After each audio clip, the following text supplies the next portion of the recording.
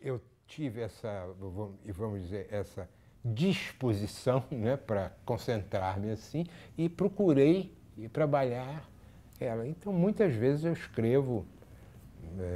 Teve até uma cena, porque só escreve bem quando está em casa, não sei o quê. Bom, um dos poemas que eu mais gosto, que eu fiz nos últimos anos, é um poema quando o meu filho fez 10 anos. Chama-se 10 anos, escrito com número, 10 anos. Em que eu fiz como esse poema? Eu saí, sem nem pensar nisso, para comprar um disco do Miles Davis. Saí com um recorte de jornal e para comprar o disco do Miles Davis e levei o recorte para mostrar ao vendedor que eu queria aquele disco, tal, que tinha a foto dele, do Miles Davis, com uma testa muito grande. O Miles Davis tem uma testa enorme assim. E o poema 10 anos veio vindo, e eu não saio nunca com caneta, porque tem escritor que sai com caneta para tomar nota, né? Eu não tomo nota, porque senão ficaria viciado, né? Um negócio de ficar escrevendo e tudo. Eu não quero isso. Então, eu fui pedindo a caneta do jornaleiro, do porteiro, do florista, por onde eu ia passando, eu ia escrevendo a partir de um verso que tem aí, matador, que eu chamo o verso matador, que consegue, que diz assim. Você tá com o poema aí? Pronto. Pode ler, você pode ler o poema Não, todo? eu não quero ler o poema todo, não, mas eu quero dizer o verso só. É o verso que diz assim.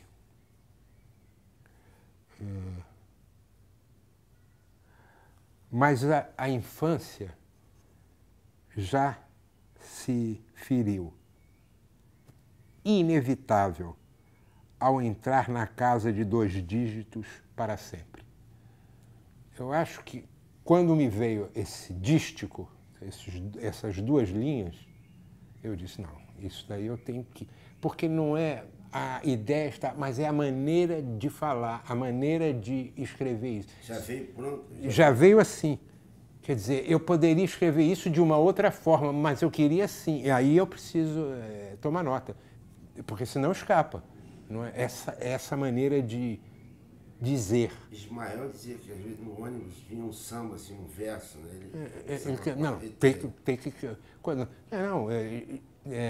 Aquele Rolling Stone, não sei bem qual, sei sim, aquele que toca a guitarra ao lado do o Keith Richards, o refrão daquela música Satisfaction veio com ele na cama, deitado, aí veio o riff, né? Assim, o refrão ele ligou, aí com ele não é caneta, ele ligou o gravador ao lado da cama e cantarolou aquilo, porque senão perdia, compreende? Senão perdia. Se eu não escrevesse isso, a maneira que eu queria dizer isso teria se perdido, compreende? Foi escrito na testa do Miles Davis. Eu guardei até não sei aonde o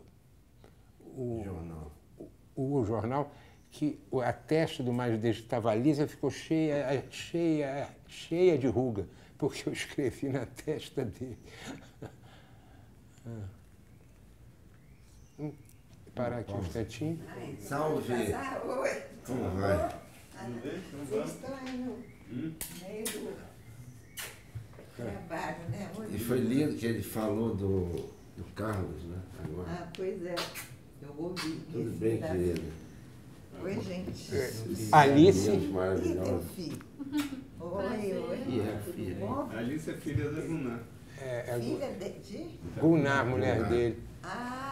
E ele é filho dele. É. Nossa, finalmente conheci. Tiago. Tiago. Já tinha visto aquele seu trabalho.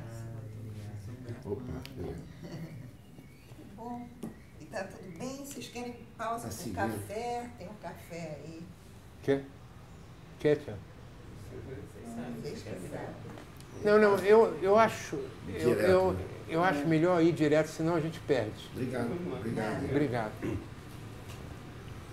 Tá, esse segundo movimento ficou bom? Tá indo bem? Hein? Tá, não. Eu queria saber de vocês, tá bom? Tá ótimo. Quantos minutos Mais deu? 18 minutos. É legal. Hein? Ainda tem 18? 18 minutos. Hã? 18 minutos. Ah, 15 mais? minutos. É, tem mais. Aí, tá bom pra você deixar o tempo da máquina? Deixar o tempo da Então, 8 minutos pra gente começar ainda. Pode ir. Tá. Não tá nas hipóteses que você fez. Não deve, não sei, é a máquina. É, mas tá. Não, agora, veja, e ficou bom também essa segunda parte, chamando segunda parte. Gostei muito da parte do Apache. Que você... Amor e Apache. Que bom. Muito bonito. Obrigado. Eu perguntaria ainda, porque você tem quer dizer, a sua poesia tem um engajamento, um compromisso com o corpo, desde o início, desde o primeiro livro. Tem. Vai percorrendo várias mansões do corpo, várias dimensões do corpo. E em alguns momentos há certas homenagens, certos rituais de passagem que são consagrados, como por exemplo o poema aos 60 anos. Eu perguntaria, você já fez ou pensa em fazer um poema dos 70 e poucos anos? Não, eu já fiz um poema dos 70 anos, que me foi muito custoso fazer, porque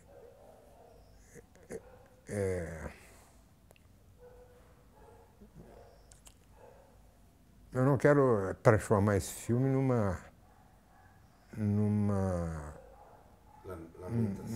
cantilena triste, né? Mas fazer 70 anos é barra pesada, não é? Fazer 40, fazer 50, fazer 60 é sopa. Mas fazer 70 é uma coisa muito difícil. Para mim foi muito difícil, continua sendo, né? Quer dizer, e não há como melhorar, né? Porque, como dizia Cazuza, o tempo não para, né?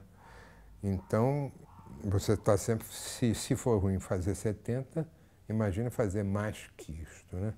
É sempre muito ruim. Né? Muito ruim porque você, se tudo correr bem, você tem mais 10 anos de vida útil, não é assim? Mesmo assim, contando com sorte, né? De maneira que eu não quero falar disso porque, embora já tenha falado, né?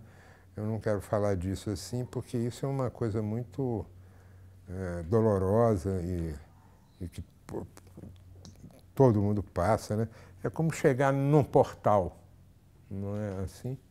E botar a mão no portal e ver, não é, que não há luz no fim do túnel, não é? E que a nossa história, a história de todos nós, é aquela mais óbvia. Não há final feliz, não é? Então, não é? O único consolo é que é uma história de todos. Não é uma história só sua, né? Se fosse só sua, seria um bode, né? Seria um bode terrível. Enquanto isso, você vai fazendo lindos poemas sobre o véu, né? Sobre o corpo modificado. Por exemplo, nesse poema que você fez num livro artesanal, Para Este Papel. Para Este Papel. Tem esse poema lindo. Sua pele, sua palma aberta, aceita minha escrita leve. Se a força de antes que calcava se foi, o que ficou perto do fim, ainda deseja cobrir com amor a distância inconquistável, talvez, por natureza, terra de ninguém. É um poema triste também, né? Acaba sendo, né? É um poema.